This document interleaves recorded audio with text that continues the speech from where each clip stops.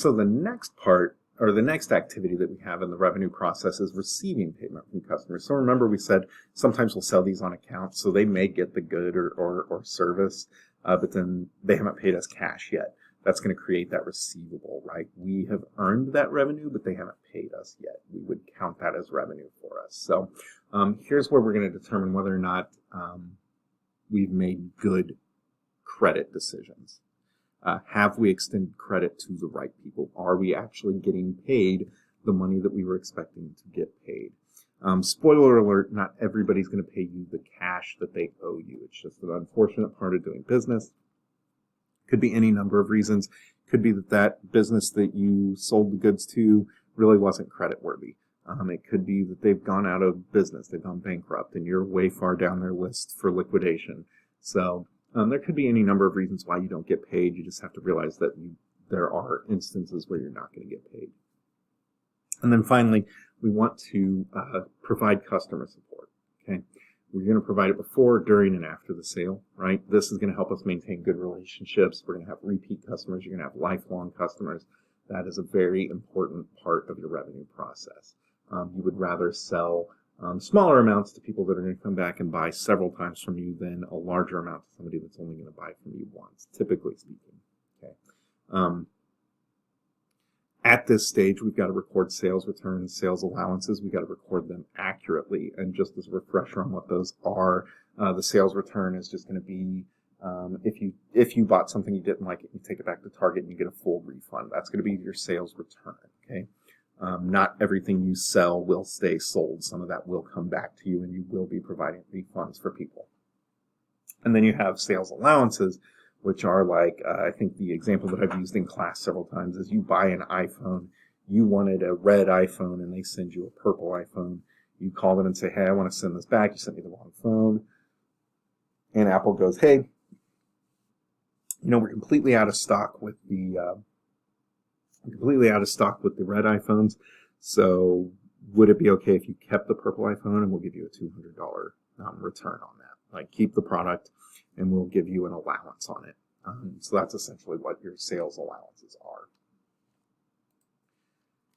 The next thing we're going to talk about is the expenditure process, and this is, surprise, surprise, a series of interrelated activities that consist of interactions between the company and its vendors. So this is us making purchases from vendors, okay?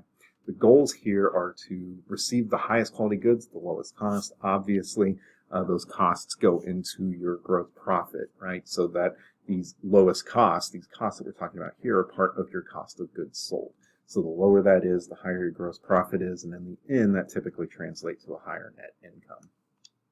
We also want to pay for goods and services in a timely manner. This helps us to achieve the next goal, which is to develop and maintain good relationships with your vendors. The better your relationship is with a vendor, the better treatment you will typically get. You may get some favorable shipping, right?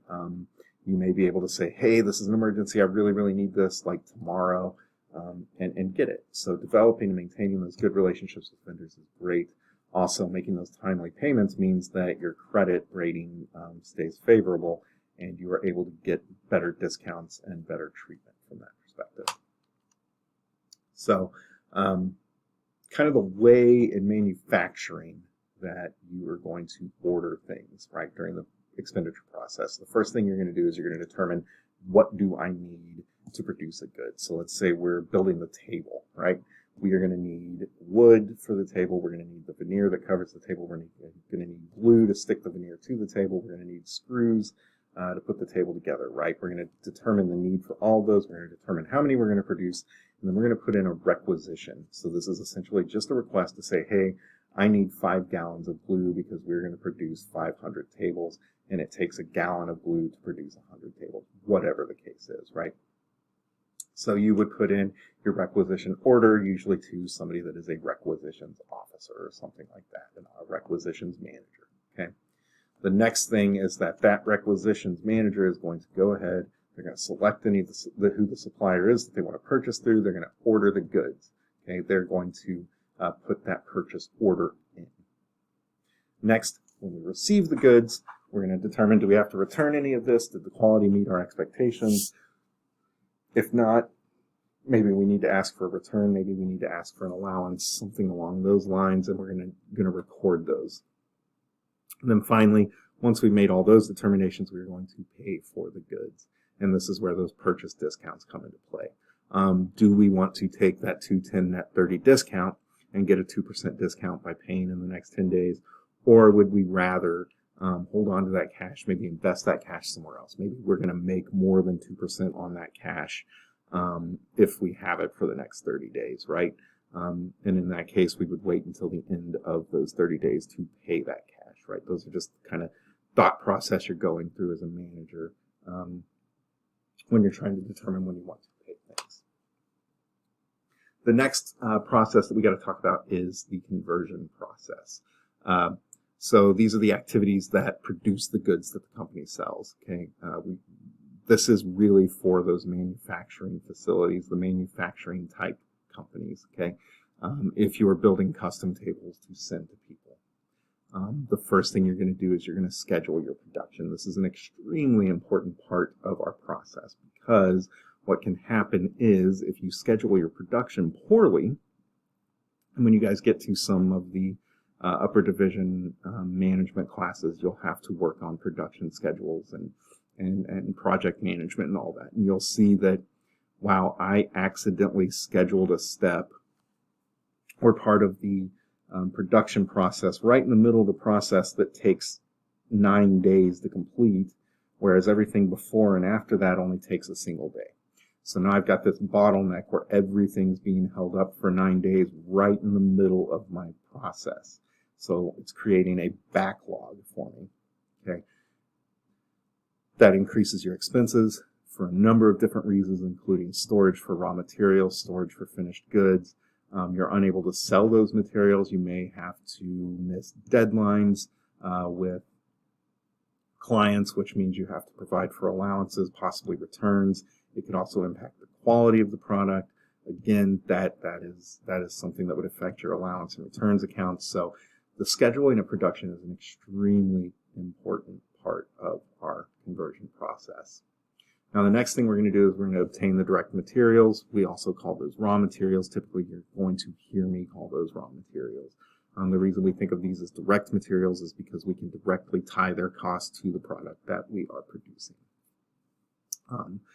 And then we are going to use labor and other resources to make those products. This is what we call WIP, or work in process.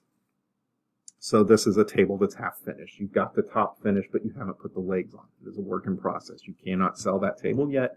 It is not a finished good. It is not available for sale. It is a work in process. Okay, this is part of your manufacturing overhead.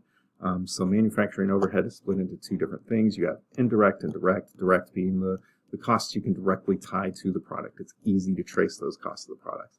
The indirect overhead are things that are more difficult to trace to that product, like the kilowatt hours that you use for lighting in the facility, the cost of the cleaner that you use to mop the floors every night. Those are not as easily traced to the product, so those are what we refer to as indirect overhead.